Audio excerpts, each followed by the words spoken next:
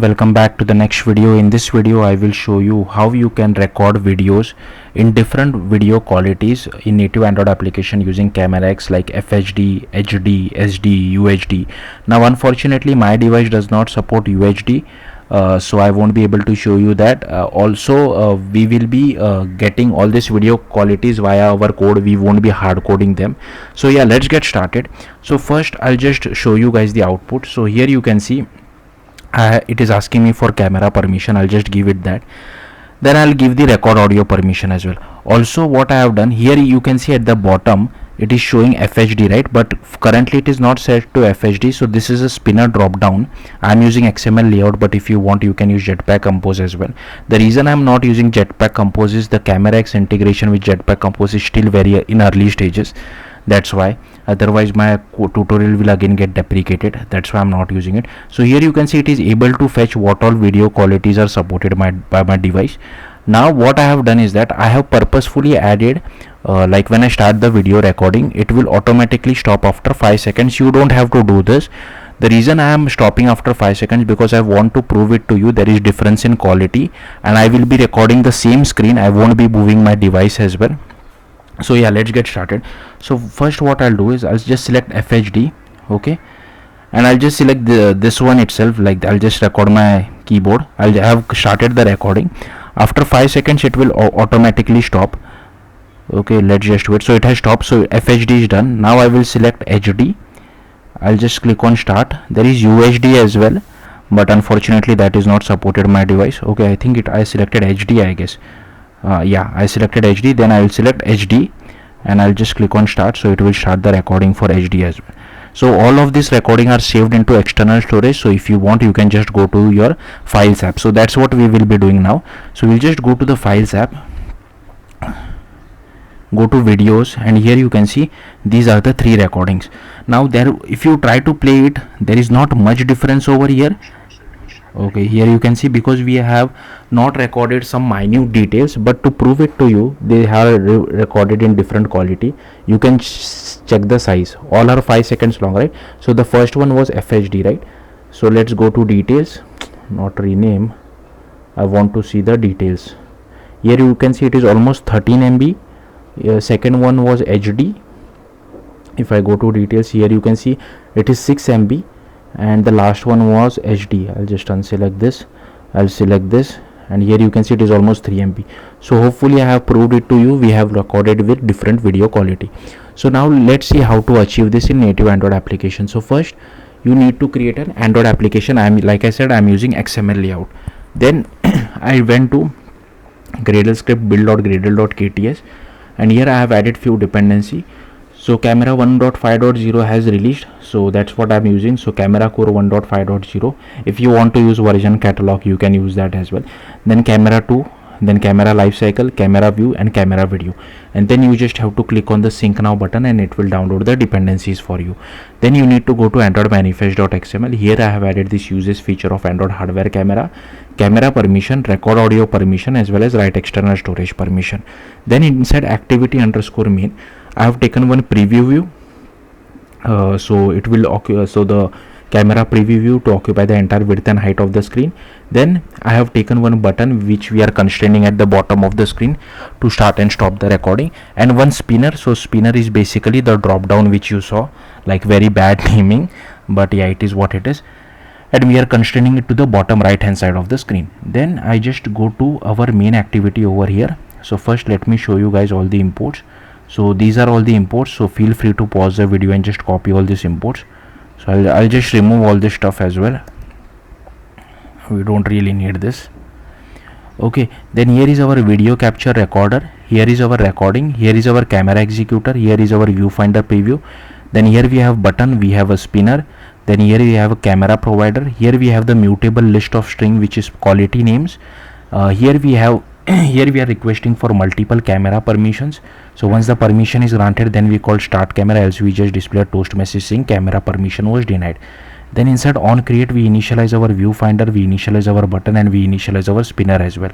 Then if camera permissions are granted, then we call start camera, else we call request permission. Then on click of the button we just call capture video. Then inside capture video we get hold of our video capture. If a button is enabled, then we make it as false, we get our recording. If it is not equal to null, we stop it and make it as null. Then we get our simple date format. We use this content values by passing the display name, MIME type, and if Android version greater than P, we also set the relative path. Then here we have this media store output options, and you don't really need this, so here I have purposefully added it just to prove it to you, like the video of same length differs in size drastically depending on what quality you choose. So you can remove this. So this basically makes the video 5 seconds long, so you can remove this. Then you will have to manually click on the stop button to stop the recording as well. Then here we set the content values. Then here we initialize our recording, and here we check whether audio permission was given or not. And here once we start the recording, here we get the start event. So in that we just change the text as well as is enabled. And in once the recording has been finalized, here you will get, in case if there is no error, we use this. Now in my case, what I have done is that I have added 5 seconds limit, right? So in that case it comes over here. Now even though the name is error, it actually is a success message. Unfortunately, again, it is a bad naming convention from Android side, but it is what it is. If you are not using that 5 millisecond video duration limit, you don't have to worry about this. You can completely remove, you can just remove this and just use this. So here you will get in case if there is any error. Then here we close our recording. Here we make the recording as null. Here we just change the text as well as is unable to true for our button. Then here we have our start camera, where we get our camera provider feature. We add a listener, we get hold of our camera provider, and then we use this filter property where we just do camera to camera info, and here we pass our this whatever we get inside from our filter, and then here we do get camera characteristic. Now here I am using lens facing back, right? In case if you are using lens facing front, it's high chance that like suppose on lens facing back you are getting UHD, HD, UHD, FHD, HD. It's not guaranteed that for lens facing front also you will get all of this, so be very careful with this. If you are doing, here I'm just doing lens facing and lens facing back. If you are passing lens facing front, make sure you do not hard code it. All you need to do is just change over here lens facing front. Now here we get recorder.get video capabilities.